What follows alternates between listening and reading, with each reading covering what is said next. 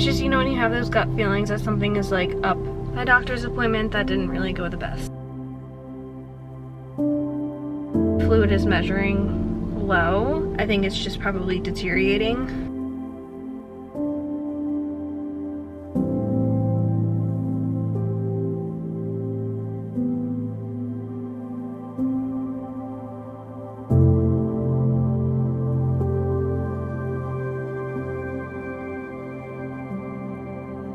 Now I'm really nervous.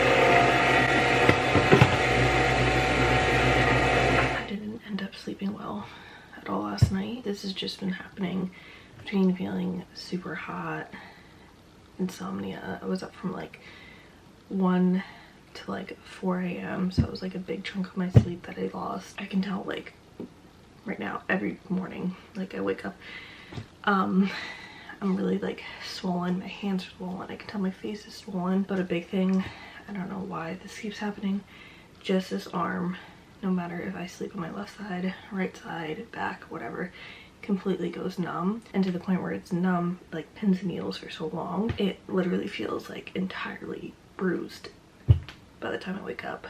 So I'm 36 weeks and 3 days today, and I finally have this doctor's appointment that I've been waiting for, which is an ultrasound and to check up a lot on the baby. If you missed my previous video, I also have gestational diabetes, and that was my fasting number, which came back at 65, which is actually really low. Like even the machine said it was really low. I'd rather have it low than super high.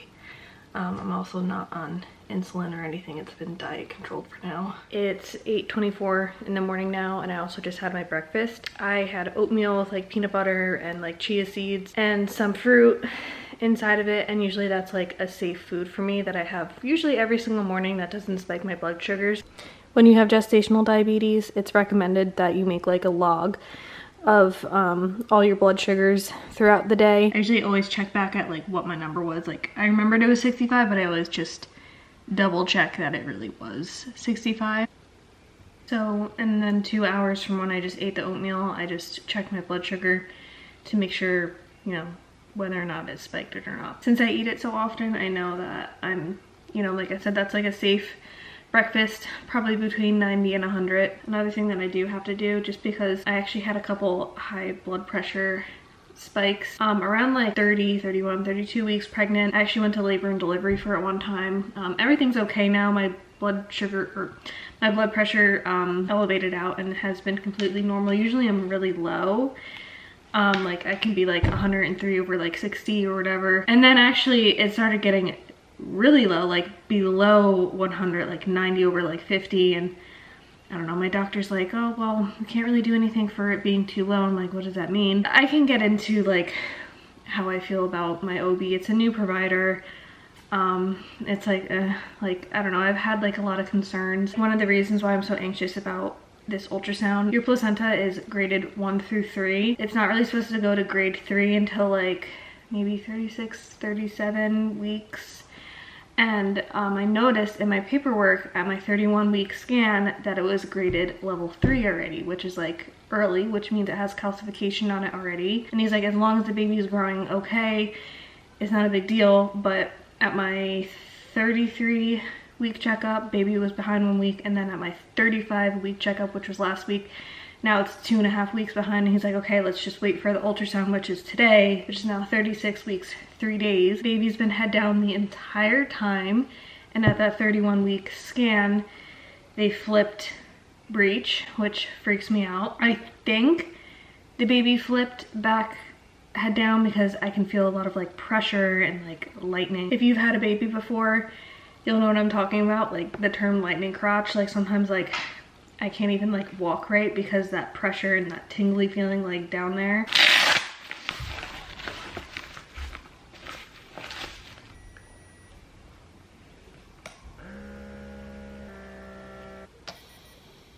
So that is considered like a good number. Like I said, like my blood pressure can be like, it's usually like lower than that, but that's also considered fine. I just got out of the shower. I'm in the middle of getting ready. I have to leave in just about an hour and a half-ish.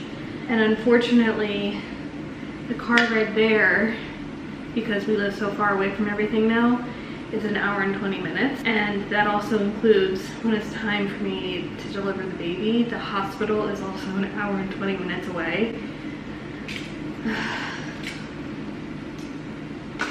I also ended up having 2 cheese sticks in between the oatmeal because I felt just like a little bit more hungry. Normally stuff like that, like pure protein doesn't affect your blood sugar. Like usually it helps it stay lower. My fingers are full of bruises. It hurts really bad after a while. So 90 is good. I have to be under 120 after 2 hours of eating, and I actually ate something in between technically, and I was still fine. And that's also with regular coffee creamer. Not that I have a lot of coffee creamer. It's like probably like a tablespoon and a half, so it's fine.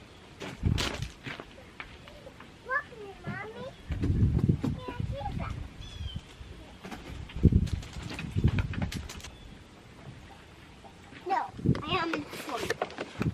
What? No, fancy, but no.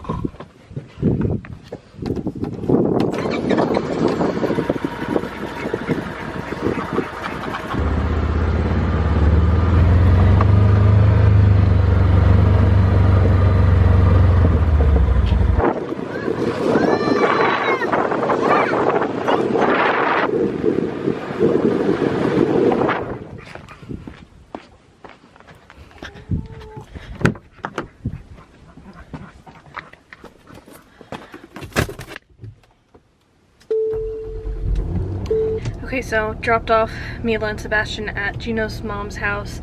Again, I'm just gonna like, if that just really confused you, part of our big move, I'm saying we, his parents and his 2 brothers and like his wives and like, all decided to split a property here, like over 100 acres. So we technically all live on the same land, but we're like super, not super, but like decently spread apart. Where I used to live, I had neighbors way closer than I do with them. I thought it'd actually be something like weird, but it's actually super nice, like for that instance. And I take our side by side because it's just, number one, it's like really nice outside, and I don't have to worry about putting them and carrying them in and out of the car. I'm really out of breath right now. But again, one of the downfalls of living out in the country like this now, everything's super far away. Like I have an hour and 20 minute drive one way to the doctor's office. So I'll just pick up the camera then once I finally arrive. Finally here. I'm just like so nervous about this ultrasound. Again, at the beginning of this video, I was saying, well, number one thing, I hope the baby's head down because they were breech at 31 weeks, and then just worried about my placenta. Obviously the baby's weight too, because I have gestational diabetes. It technically puts you at risk for having a larger baby, but again, my fundal height was measuring 2 weeks behind last week, but in my head, like, I'm like thinking, oh, what if like the baby was just like in a weird position and they're really big? I don't know, but I'm a little bit early right now, but I'm just gonna go in. I have to pee really bad anyway and like give a sample, but I'll update once I have more information and hopefully everything's okay. We're getting real close to the steering wheel. I remember with Bash, it actually was like hitting my steering wheel. So I'm out from my doctor's appointment. That didn't really go the best, and I had that gut feeling for a while. The baby is 5 pounds 16 ounces or something like that, but my fluid is measuring low, and I have a feeling that's why my fundal height has been measuring low. The baby's in the 33 percentile, so not like dangerously low growth, but definitely just a smaller baby. On the ultrasound result, it said I was measuring 34 weeks 4 days, and I'm 36 weeks 3 days. The calculation of the fluid came back at 8, so it's not like she's like, you're still like you have 3 centimeters or something to play around with. But I've had this gut feeling that me just seeing that my placenta aged so much earlier at 31 weeks, I think it's just probably deteriorating earlier than it should have, and that's why your baby can be smaller, your fluid can go lower. You know, I also have gestational diabetes, and I've noticed like my fasting numbers have been really low, which I read on like a forum that it says when your placenta's failing to like you start to get lower numbers. I also got the GBS swab done, and I'll know that information like next week. I was positive with it with Sebastian and just had to take antibiotics, but she wanted to check my cervix. I'm already 1 centimeter dilated and 50% effaced, which I am not shocked with. I usually dilate really early, and the baby's head down. So at least that's like the one positive thing about this appointment. But now I'm just like probably gonna have a baby earlier. I just didn't want to have, I swear, like this is the one pregnancy, like if you were to ask me to have Mila and Sebastian earlier, I would have been so excited, but this one I wouldn't have cared to have gone to my due date, just for like many reasons. But now it seems like I'm probably gonna have a baby way earlier than I want to. I have to also get I think it's called a BPP next week, just to like check on, I don't know, I think like the baby's overall health, if they're still safe inside there, and also another ultrasound. So yeah, I don't know what to think right now. It's just, you know, when you have those gut feelings that something is like up, I was definitely right about that. And I've never had to be induced before. It was always spontaneous labor, so it just naturally gets me nervous, because the more intervention, you're more likely to get a C-section, and that's just the truth. That's what gets me really scared. Obviously I want the baby here and healthy, but I mean, it does still affect you in a way, and I'm being honest, like now I'm really nervous. So I guess I won't know anything till next week. Yeah, just have to wait. Other than that, I would say, hey, baby's doing okay. I mean, they're okay, there's movement, there's contractions, but I don't know, I guess I'll update a little bit later. Now just have to have some time to think about all this. So now that I'm home, the first thing that I'm gonna do is pack this hospital bag and also get the car seat in the car. So I have to wait an entire week to see what will happen and everything. There's the car seat right there. I keep telling Gino, I'm like, I feel like we're gonna forget it. But anyway, you know, trying to just keep inside my head. You can't control everything, unfortunately. Gotta try to keep positive with it. I'll keep you guys all posted. I'll be vlogging throughout this entire process. I can't imagine like maybe having a baby next week. That's like crazy to me, but yep. I'll see you guys in the next video, and hopefully it's good news.